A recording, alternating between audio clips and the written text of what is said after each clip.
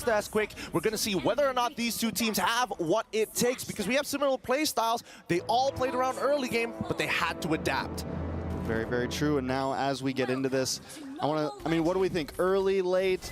Looking at both teams with, Roger, Nolan, both early game assassins. I'm trying to think of late game. What do we think scales better? The Natan or the Claude? Oh, I think Natan definitely is going to get to that dangerous point in that game. I think magic items in general allow you to outskill a majority of the in-game items and combinations we've seen so far. But that same build can be applied to Udil, right? That Holy Crystal is so powerful. And with that too, there is a lot of magic damage on the side of Twisted Minds, just taking a look at it.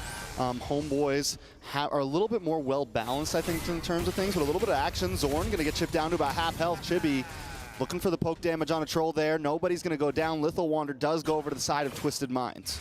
Well, they might be able to get a little bit more here, but Udil is getting chunked out pretty hard by Cuffin. Yeah, Zorn going to get knocked up. Chibi looking for the first blood, able to find it onto Cuffin there. And I mean, a mid lane or two, a good takeaway from Twisted Minds. A really clean dive there, right? They got the Purify out of him. Udil communicated it. GB now stealing a camp on top of it all. He shouldn't die here, but just the micro mechanics, right? Absorbing the turret shots from Zorn first before GB got in there. I mean, Chibi's just all over the place right now. He's already cleared his whole camps. He's got one camp to go. He takes one from Twisted Minds. He's got a kill. He's going to start scaling, and this is something that Twisted Minds are going to need to look out for. And look, they look for the pick on Udil. Cuffin able to get a kill into his pocket after taking a death. Going to be able to make things up. Zorn looking for the knock-up on a Cuffin there. Troll going to get a knock-up back, but there's Hoda waiting for Zorn in the bush.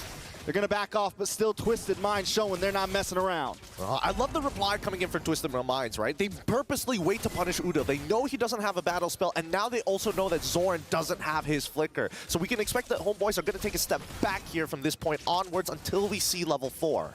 I mean, it's Turtle now. Troll about to hit level 4. Should be able to get it just in time. But where is Hoda? Hoda's just getting to this. Looks like we're gonna have a big 4v4. Down comes the feathered airstrike. Sanji able to get the knock up. Chibi able to find the turtle, and now Sanji might just pay the price. But he's able to just get away, get some sustained flicker back.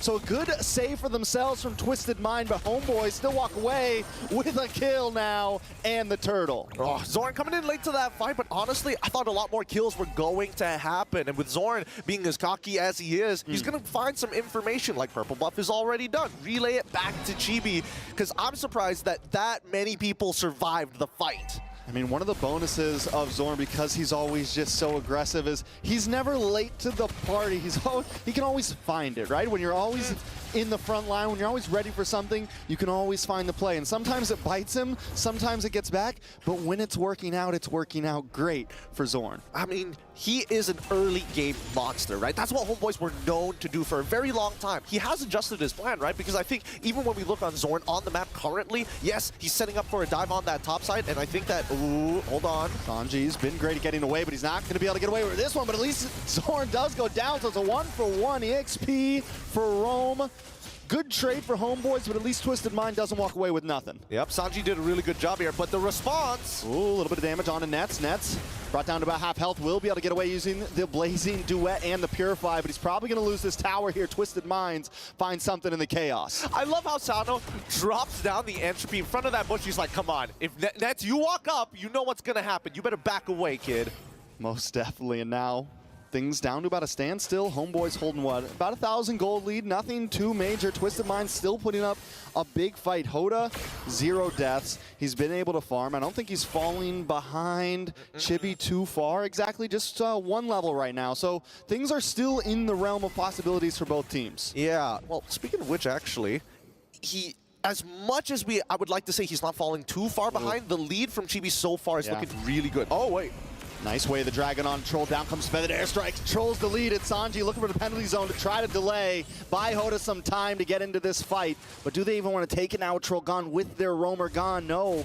Hoda going to back off and just go for the orange buff. Well, they got to protect it, right? I'm loving the rotations coming in from the Homeboys. It looks like all of this has been pre-planned, you know, pre-prepared. This looks like it's been practiced multiple times. The rotations that I am seeing from their side laners, both Supa and as well as Nets, they're making sure they're not only covering the river, but they're also double-checking their camps just in case. If Twisted Minds ain't coming to our neutrals, they're probably going to look for our resources. It's good, though, that Twisted Minds isn't exactly buying into it. They decide, no, we're not going to force this turtle. We ruse our roamer. They let Sano kind of play the bot lane, push the lane a little bit. They're not playing too reactionary, which can be good against a team like Homebois, because Homebois wants you to take the fight. They know they have a lead. They know they have a power spike, and they feel confident in it. Twisted Minds can't play into that, or they could fall short. Funny enough, I was having the same conversation with Yasu earlier. I mean, we were both worried for each of our respective teams, but honestly, they play very similarly. If we compare them side by side during the regular season, very similar styles. I know for a fact that Twisted Minds wanted to play that early game, but this is a good adjustment. Both sides are just responding to each other's attacks, cross-map plays. It's a global game at this point. Yeah, and Hoda's gotta find something here. He needs to try to close this level gap. He needs to get a kill. He needs to get some extra camps, but and you can see him searching. He just went up to the top lane to clear lane, get some more gold, because as long as he's a level or so behind, it makes those neutral objectives so much harder. I mean, let's not forget just the raw CC coming out from the Homebois alone, right? Hoda really has to time his entrances perfectly. And Homebois looking to get him down to an even bigger deficit. Hoda forced to back off. Oodle drops better airstrike. Troll trying to get the engage with an Fury flicker, 3-man knockup. Cuffin able to find Sepot. Homebois lose one. They're unable to get the purple buff either, so it is a loss for Homebois. Twisted Minds finally finding something. All right, let's look at the replay one more time. On this invade, Sepot tries to flicker away, but a great response coming in from Troll. Sees the angle to catch 3 people and take out basically a fish out of water, right? Sepot had no escape mechanics. He already used the onward, no flicker as well. I mean, what can you really do?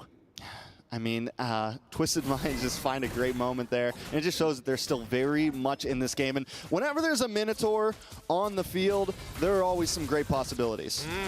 Look at this build. What is Zorn doing? He wants to abuse some of the new mechanics, new items even. The brand new Cho feels good, but that Thunder Belt, oh my. And so early on as well. He's going to be stacking up so early. Stacks on stacks on stacks on stacks. When does you get the passive stacks? Oh. You get the item stacks. Yes. He's throwing bans in the Land of Dawn. I mean, let's see how long he's going to be flexing for the time being, right? Because a couple of kicks have gone well. He still technically made that mistake up on the dive on top side.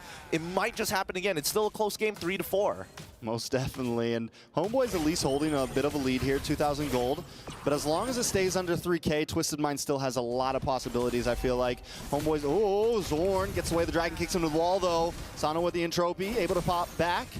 Get a couple more pokes off onto Zorn. Back at the purple buff, Udo and Sepat still looking for purple buff, still looking for something to steal. It might be time for Homeboys to maybe back off a little bit, so maybe stop trying to invade as much. Twisted Minds are starting to hit a little bit of a spike. We're seeing more damage come from Cuffin, we're seeing more damage come from Hoda, and the rest of the team.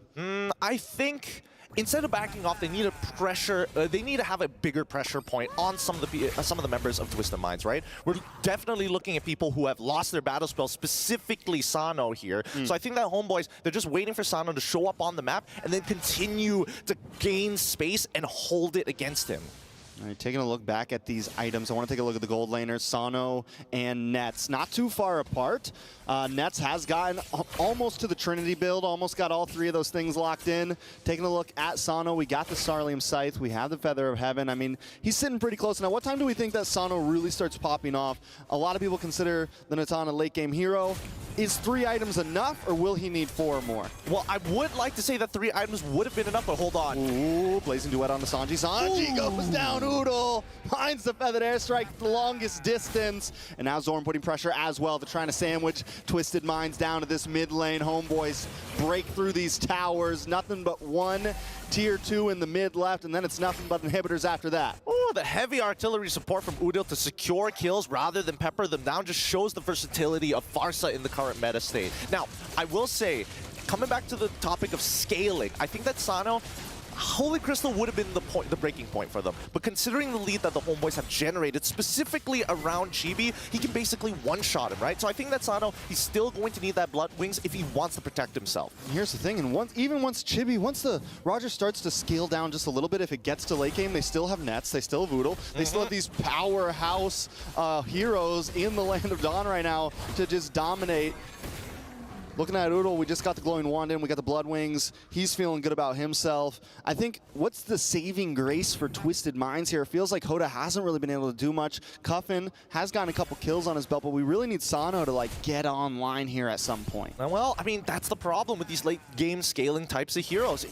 You just need gold. And unfortunately, Homeboys have particularly been taking out these turrets. And even with the Lord secured, right, there's even less opportunities to walk up and take extra economy. Oh, bad kick. Oda, well, good kick for Homeboys. Oda goes down. Oodle also taking a tower on the mid side. Lord going to connect onto this top inhibitor. Zorn looking for the knockup, being aggressive. Brought down to about half health. Down comes the feathered airstrike. Sano takes about half a health of damage. Twisted Minds now still on the back foot. Conceal play comes out. Zorn, as usual, with the toss, holding it. I mean, he's just searching for, he wants to. He's like, come on, man. Come on, man. Just make a mess up. And this is what Homeboys does so good. They want to try to bait you out just a little bit. I'm telling you, Twisted Minds and Homeboys are so much more similar than people would like to imagine. Both of them, the technically, quote-unquote, villains of their arcs, but mainly, they're just the baddest of boys. It's the baddest of boys. But today, there can only be one. Who's the baddest?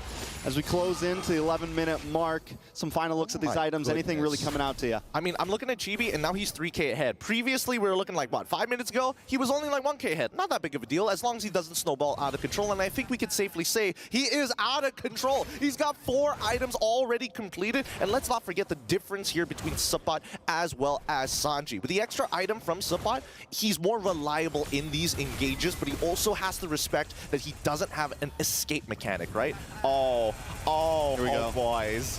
Toss. That's a T. Yeah, that's the T. Yep, T for the toss. You saw it. And don't forget, from the Homeboys POV, it's reversed. So it's correct to them for us. Hey, man, you get what you get. I like it. Homeboys always bringing some entertainment to the land of Dawn. Twisted Minds, though. They're down right now. It's getting tougher and tougher and tougher. I said it earlier that as long as they can keep the gold lead under 3K, they have a chance. But now we're looking at a 8K gold lead almost, 7.5K gold lead for Homeboys. Twisted Minds unable to eat right now. I mean, they've been getting no buffs. The lanes are getting frozen. They're losing camps, no objectives. It is just getting worse and worse. Twisted Minds are being oppressed by the Homeboys. It's pretty difficult to watch, right? Especially if you are a MENA region fan. And I think that the Homeboys are doing a really good job with these cross-map plays. Hey, throw a punch here, but really you're taking away towers and resources on the opposite side of the map. And they've consistently done this for the past 6 minutes, all because of a simple 2K lead. I think at this point, Twisted Minds really just have to hunker down, hit 42K, and that's when we're going to see them really pop off here. Because unfortunately for their composition, they're not good at holding space. They're good at taking it. But they're a long way away from 42K. And then even then, Homeboys will be at around 50 probably, maybe more, who knows.